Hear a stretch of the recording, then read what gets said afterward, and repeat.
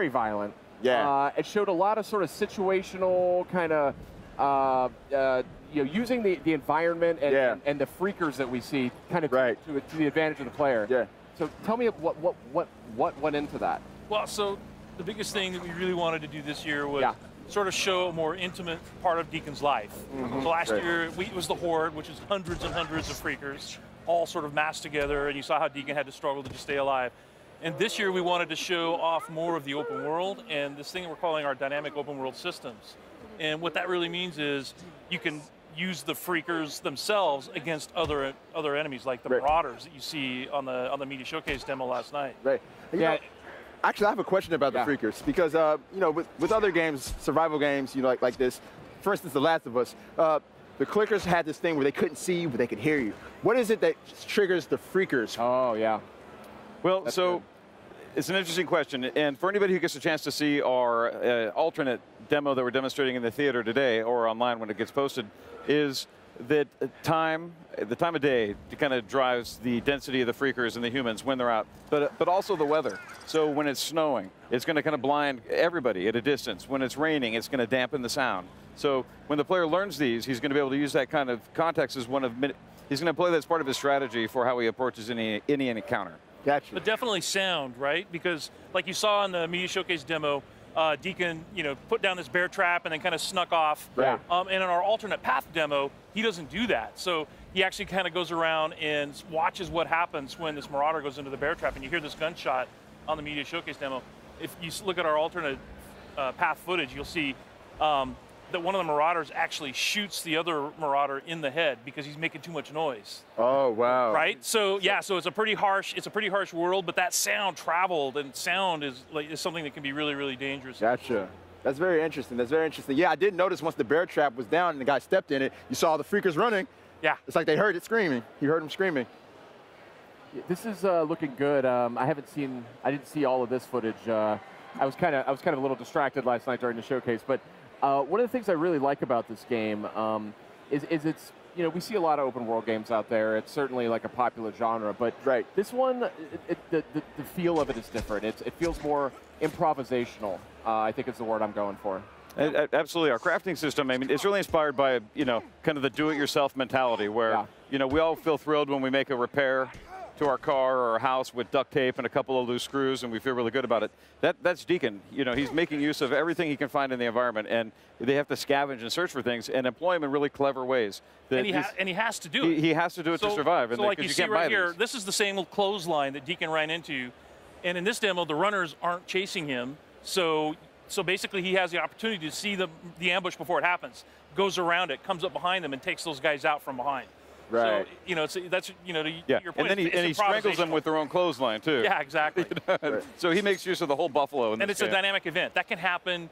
You can be out in the world doing a job or a mission, and then suddenly you've got Marauders that are ambushing you on the highway, and it's a dynamic event. There's no way to predict when it's going to happen. You just got to pay attention. Well, is there more than just like a clothesline in the middle? Do they find more ways to ambush you? Yeah, it's a dangerous world, and it's something where the Horde is dangerous, freakers are dangerous, but so too are humans because they're cunning and clever, and they too are using everything they can find to employ against their enemies. And let's just say clothesline is one of many things. We'll get into it at a later date. Okay. Now tell me a little bit about, maybe a little bit of the backstory about why these freakers are being hung up like this. Is that like a defense mechanism? Is it? Yeah, absolutely. Yeah, so what they do is we call it the meat wall. And what they'll do is, like in this case, they have a bear trap under this dead freaker corpse. And what they'll do is they'll put a trap under it, and then as other freakers are attracted to the meat, they're all hungry all the time. That's what happens, evidently, if you become a freaker. But they hang up the meat walls again. It's kind of like a wall to protect the encampment. So you can always tell when you're coming close to a Marauder camp because you'll run into these kinds of traps. Yeah, they had all kinds of defenses too. I mean, the first thing Deacon did was trip over that little thing in the tin cans. And that's what drew the first guy out, which is why he'd think on his toes, scramble for a bush, and then wait, and then kill the guy when he came by. Right. And again, in the alternate path that we're showing, it's something where if the players are thoughtful and if they take time, they don't just rush into things, they're going to be able to employ a different analysis of the terrain. They're going to be able to look for these things and see them. And that's how he sees a clothesline. And when the players are careful and cautious and assume the world's dangerous, they can turn the tables on the bad guys using the same tools that they're using against the player against them. Yeah, so like what you're seeing now is part of the alternate path.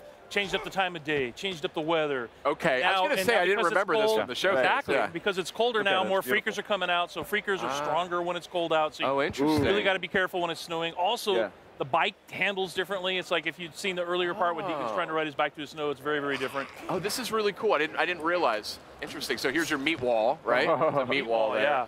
That seems like a pretty smart move, if I'm honest. Yeah, yeah. But yeah, look at this, a beautiful looking game too. And I know you guys are digging into the PS4 Pro as well as you make this title. This is one that's been shown off a number of times. Right. I know you have HDR. Tell me a little bit about like working with PS4 Pro as you develop the game. Well, the biggest thing is just the resolution. So dynamic 4K, and if you get a chance to see this thing on a 4K monitor and HDR. Oh yeah. You know, and HDR is honestly to me the most impressive thing because it really sort of simulates what the human eye can see. The gamut of colors is just amazing. So watching it in 4K HDR is something you have to do. It's beautiful enough without 4K, and then you add that to the mix, and it's mind-blowing. Yeah. Right. You know, one thing that stands out to me about Days Gone, you know, amongst the other undead games out there, is that you can get so many zombies on the screen in this thing, or freakers on the screen at once. So can you tell us a little bit about how you guys went about making that happen and just getting so many freakers on the screen at one time? Was that a technical feat for you guys? Oh, absolutely. So we have a really, really talented team. Some of our engineers and artists and designers and audio and everything, but I think we have like, you know, we have this one engineer that's literally been, I've been at Sony Ben for 20 years. Chris has been there like 26 years. Wow. And this other engineer has been there like 23 years or something. And he does all of our physics. And he really, really, really worked hard to make sure that we could have as many freakers on the screen as we can. And last year's demo was no joke. Right. We had 300 active on screen at once. Wow. And the overall horde for the sawmill, we were managing something like, how many did you say it was? Killed 1,000. It was 1,000 freakers. Yeah. Whoa, and then 300 more showed up at the end too. So. Yeah. So it's pretty impressive. So we're even impressed by it. What do you do when you're confronted by that many freakers and in this game? I mean, we saw last year's demo. I'm not sure that ended so well. That seemed like a pretty desperate ending. Yeah. But what do you do? What could be an effective technique for getting out of that? Weaponize them, like we saw in the demo, them, right? Where so that wasn't actually a horde; it was a swarm, a smaller. Okay. One in this E3's demos. Yeah, in this year's E3 demo. So it's something where you can even weaponize the larger horde as well. But it's something where it's a threat to you. But if you're smart and you don't just rush into everything, you can stop and contemplate how you can utilize every weapon and every enemy and the environment against each other as part of your tool set. And I think the short answer is until you have progressed, because this, it's like taking on a swarm is something you can probably do pretty early in the game. Yeah. The horde encounters are probably later in the game, and you just do what Deacon did last year. The shortest answer is run. When you run. Get up to a tall place. That won't save you, but it might buy you a few seconds. Yep. Well, you saw in the demo at the showcase that they had the Deacon looks over this fence and he sees a horde down there. Right. Probably that's not the smartest thing to do. Would be to run down there. Yeah. And mess with them. You just don't want to do that. Yeah. Speaking of hopeless endings, there was a freaked out bear. Oh yeah. I was going to go into that. Yeah. So, what other types of creatures are we going to see in that state? Well, last year we saw the horde, right. We saw swarmers, we saw the newts, which are adolescents when they were infected. We saw regular wolves, right? This year we're showing the rager bear, that's what we call it, is the rager bear. We saw runners, so runners are infected wolves. And those are the ones that, Deacon kind of ran across, then gnawing on somebody's corpse, and then one of them chased him. And the thing about runners is they can outrun your bike.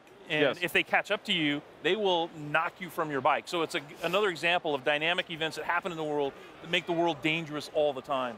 Wow, such a cool game you guys are making. It's really inspired. I think it's got a lot of cool mechanics to it. And it's just kind of a fresh take on the open world genre. So what would you say you're most proud of as you work on the title? Yeah. Myself, I'm most proud of the way that our humans are evil. The way that they lie in wait and they want to ambush a player, and they themselves are doing anything it takes for them to survive, and it just comes at the cost of our hero. But humans are mean, and we're resourceful, and we do twisted stuff. And this clothesline is just kind of the beginning of the things they're doing that the players, we never want the player to feel complacent when he's riding his bike down the road. There's all kinds of ways for him to be disrupted, knocked off that bike, and it's just because we're kind of breaking what I call the design rules, the conventional design rules, and that you don't do that to players. You don't knock them off their bike. You let them, they've earned that. And it's visceral and it's exciting and thrilling to survive those types of encounters. Yeah, it really is. I think, for me, it's just the way the game looks. So, and when you get a chance to play it the way it plays. So, like I said, we have these super talented engineers and artists and designers, and the game just looks amazing. Our goal was to create a AAA console quality open world experience, because that's not something we had really seen. And you know, I think the guys are really pulling it off. I mean, I think the characters look amazing. I think the environments look amazing, right, all times of day, and it's just fun to look at. Right. I'm just super excited to find out how the world of Days Gone got to where it is. Yeah. You know, the origin story and how it led to these freakers pretty much taking over. Yeah. Yeah. Yeah. Good stuff, guys. Days Gone coming out on PS4. Do you guys have a release time frame yet? We don't. So okay. we're just working really hard to deep try to in make development. the best Yeah. game. You know, we're really happy that Sony's given us the time and resources to just make like a AAA open world action game, and I think it's going to be awesome. I agree with you. I think it looks fantastic. So thanks for coming by, showing off the latest. That alternate playthrough was very interesting. I didn't realize it could go in so many different directions. But coming up next on PlayStation Live from E3, we've got a lot more. We got game demos, interviews, all kinds of good stuff. So stay with us. PlayStation